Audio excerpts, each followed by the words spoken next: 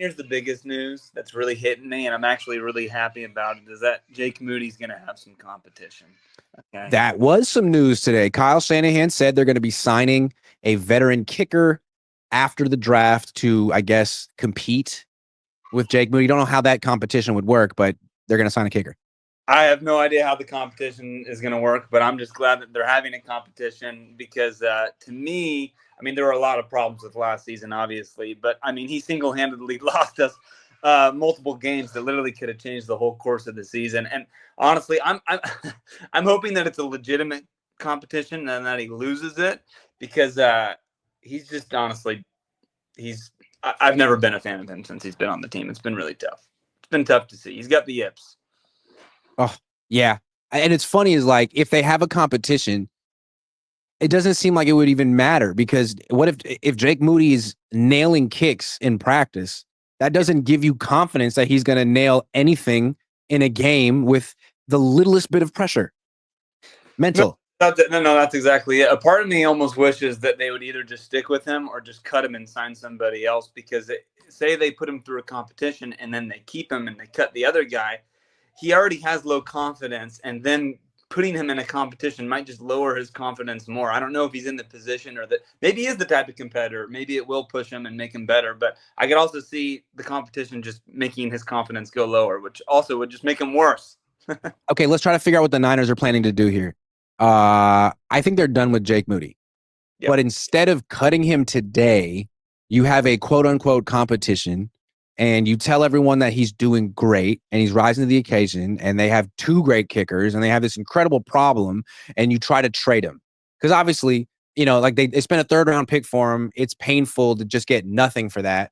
Maybe like they got a fourth-round pick for Trey Lance somehow. Yeah. Maybe they think they could get a sixth for Jake Moody, and that would make it seem a little less bad. I mean, if they got a seventh for Moody, I'd be happy. That if they did that, I would be very happy with that result. I can't imagine a team would give up a ham sandwich for a kicker with the yips. I mean, why? I mean, he does have the leg. He does have the strength, but it's like I'll take a guy like Robbie Gould with less strength but more accuracy over him every single time. So every single time. I don't know. And it doesn't seem like he has an issue, like a mechanical issue where he's constantly hooking it. Like he misses left, he misses right. He any kind of way you could miss, he misses.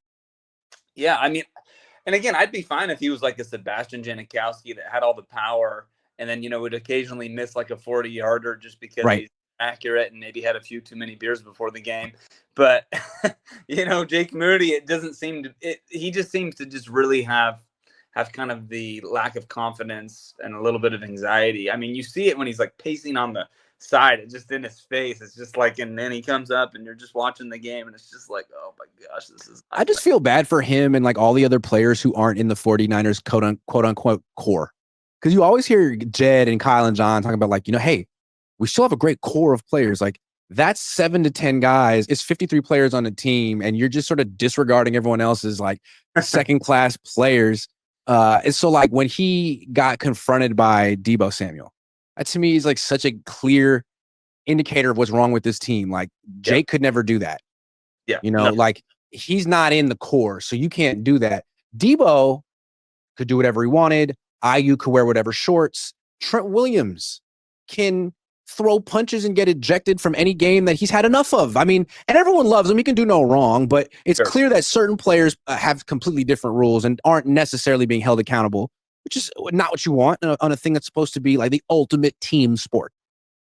No, I agree. And as far as like them like kind of reloading and rebuilding the team this year in the draft, one of the other things I was thinking would be cool for us to talk about that I thought was interesting that Jed said, and I don't know if a lot of people caught this, but when he was talking about what John Lynch said about how, you know, the 6-win season was terrible and you never want to go back to it. But then Jed was like kind of optimistic and was like, yeah, we don't like that. But the good news is we have a great draft pick this year and we can get a great player. And then he said something to the effect of, we can get a great player at 11, or we could go forward or go back. He also said something else. He was like, you know, I've always, he kind of cut himself off, but he was like, you know, I've always kind of said like, if you're going to be bad, be really bad. I'm like, yeah, exactly. He's like, let's get the first pick. Pardon? So you're saying Just tank if it's going down? Is that why you lost 7 of 8 last year? What are you talking about? Yeah, no, that was. I say that as an owner. Gosh, but do you think it's more likely? Because I do not think they're going to stay at 11. Do you think it's more likely they go forward or go back? Back. Yeah, I think they want bodies, and I think it puts pressure on them to move up because you get that wrong. Yep. Like you've gotten lots of picks wrong before, you're fired. Yep, exactly. You want to like hedge and give yourself as many opportunities to hit the lottery as possible. And I know we kept saying we might trade up. They might. I just think it would be a mistake. And I don't know who you're targeting if you trade up. For who? For who? You're not getting the Abdul Carter. Like, what are you talking about? Yeah. No, I agree. I think I honestly would love it if they would trade back, get more picks, increase your odds, increase your chances of. You think they take that running back, Genty, round 1? 11. If they do that, I'll flip some tables. They need a line. I mean, again, he looks like a good player, but running backs are a dime a dozen, and you have a defensive lineman. 1. Yeah. No, I've just seen too many undrafted and late round running backs be successful in Kyle's system for me to ever want them to draft a running back in the first 2 rounds. I mean, it's ridiculous. I don't think they will either. They've been pretty disciplined about taking a guy in round 3 or round 4. And even that's kind of high, but anyway.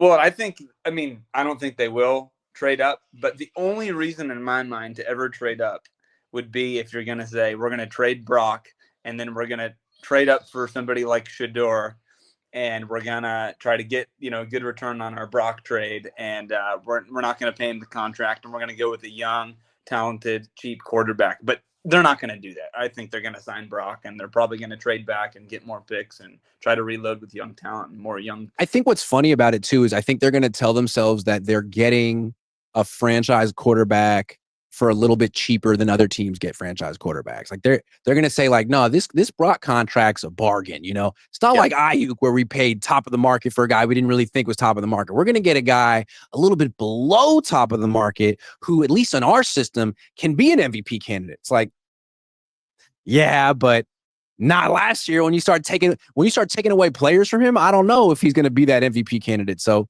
I think they're going to regret that contract big time because they're going to figure out that Brock's not significantly materially better than Mac.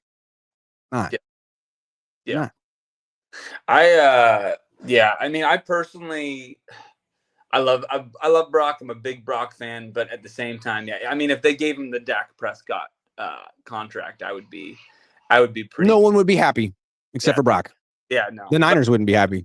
Going to do that based off of what I've seen of him and his character and interviews and his faith and all those things.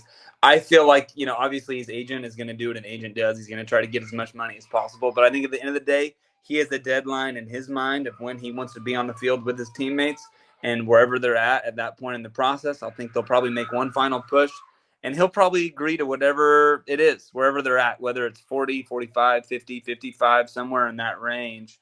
And I think he'll just tell his agent, sorry, I want to try a lot of money. Like in the grand scheme of things, what is the big difference between 40 million and 50 million a year? I mean, either way, that's generational wealth. The mind change. I mean, that's what the Niners are going to tell Brock. His agent's going to say something different. I think you're right that's probably how Brock would look at it. And I think the idea of him potentially holding out, like, I don't think he's that confident that he's that much better than Mac Jones, that he can just walk away from the team, give Mac all the starting reps, and that things will be cool.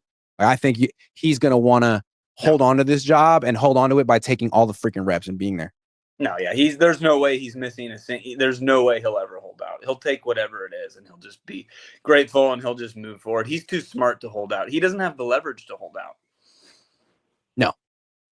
No. Josh, good call, man. Thanks for calling in. Prize Picks is the best way to win cash while watching sports.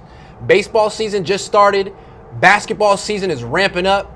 The Warriors and the Lakers are in the playoff hunt and you want some of that action, baby. Best part about the Prize Picks app, it's easy to use. All you got to do to set up a lineup is click more or less on a few players' stats. Plus, Prize Picks is available in over 40 states, including California and Texas.